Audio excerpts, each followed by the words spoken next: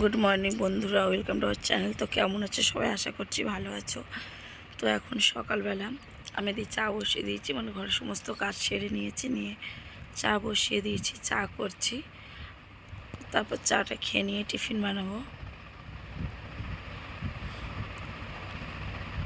তো এদিকে টিফিনও রেডি, মানে টিফিনও বানাবো বলে চলে এসেছি। আলু ভাজা করবো আর রুটি করবো। তো আলুটা ভাজা বসিয়ে দিয়েছি, দিয়ে এদিকে আটা নিয়ে নিয়েছি, আটাটা মাখবো। তো এদিকে আলু ভাজা হচ্ছে, আমি আটাটা মেখে নিচ্ছি। তো আগে না আমি কী করতাম, মানে আটা মেখে রেখে দিতাম, পরে রুটি বানাতাম। তো রুটি কখনো নরম হতো, কখনো মানে বেশিরভাগ ক্ষেত্রে শক্ত হয়ে যেত। তো এখন করে দেখছি যে আটা মেখে সঙ্গে সঙ্গে রুটি করলে রুটিটা খুব সুন্দর নরম হয় আর সব কটা রুটি ফোলে। তো ওই জন্য আমি একেবারে আটা মেখে লেচি করে নেব। আর মানে আটাটা মাখা হয়ে গেলে, লেচিটা হয়ে গেলে রুটিগুলোও করে নেবো, তাতে রুটিগুলো খুব সুন্দর হয়, মানে বেলতেও সুবিধা হয় আর রুটিগুলো সত্যি খুব নরম হয়। তোমরা একবার ট্রাই করে দেখো। আর যারা আমার থেকে সিনিয়র তারা তো এটা ভালোই জানবে, আমার আর নতুন করে বলার কিছু নেই। তো তোমরা দেখতে পাচ্ছ ওখানে রুটিগুলো ভেজে নিচ্ছে, আর প্রত্যেক কটা রুটি কিন্তু সত্যি খুব সুন্দরভাবে ফুলেছে।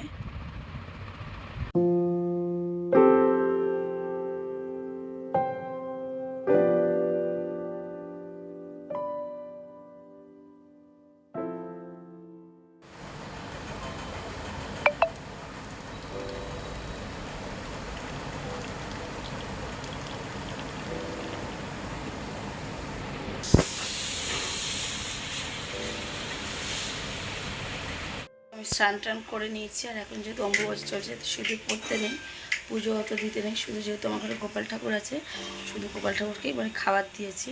তো আমি টিফিন করে নিচ্ছি। তো চলো তোমাদেরকে দেখাই কী কী টিফিন করছি। তো দেখো, এই যে রুটি আর আলু ভাজা,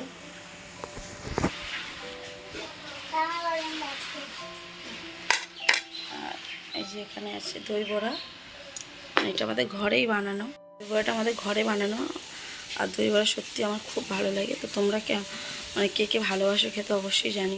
দই বড়া তোমাদের কেমন লাগে খেতে জানি, আমার তো মানে খুব ভালো লাগে। আমাদের বাড়িতে প্রায় দিন বানানো হয়। আর তো চলো টিফিন করে নিই, আর কি রান্না হয় না হয় পরে দেখছি। তাহলে টিফিন করে নিই, পরে কথা বলছি। তো আমি দিয়ে রান্না বসিয়ে দিয়েছি, ডাল হয়ে গেছে, আর এটা কুচরি ভাজা করেছি একটু মশলা দিয়ে। আর এখানে ভাত হচ্ছে, যে লটিয়া মাছ কেটে রেখেছি, সব রেডি করে রেখেছি। তো লটিয়া মাছের তরকারি করব, আলু দিয়ে একটু ঝোল ঝোল মতোই করব। আমার হাজব্যান্ড এটা খেতেই ভালোবাসে, একটু মানে ঝোল ঝোল থাকবে, আর আমার আবার শুকনোটাই ভালো লাগে। সেখানে আলু পেঁয়াজ ভালোভাবে ভেজে সব মশলা দিয়ে কষিয়ে নিচ্ছি। আর লটিয়া মাছ মানে অতটা পছন্দ না, খুব শুকনো করলেই তারপর বেশি ভালো লাগে।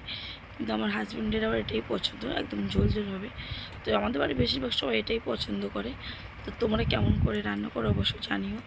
সব মশলা ভালোভাবে আলুর সঙ্গে কষিয়ে নিয়ে মাছটাও দিয়ে দিয়েছি, দিয়ে এবার মাছটার সঙ্গে সব মশলাগুলো ভালো করে মিশিয়ে নেবো। নিয়ে হালকাভাবে ঢাকা দিয়ে আস্তে আস্তে, মানে গ্যাস আস্তে দিয়ে আর ঢাকা দিয়ে ভালোভাবে কষিয়ে নেবো তরকারিটা। এইভাবেই হতে থাকবে, এক্সট্রা জলও দেবো না।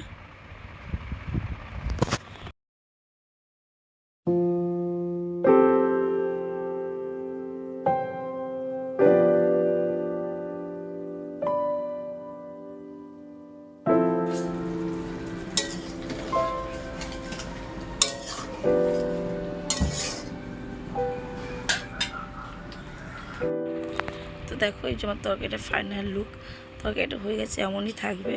তো তোমরা জানিও কেমন লাগছে দেখতে, খেতে তো সুন্দর হয়েছিল। তোমরা কেমনভাবে খাও সেটাও জানিও।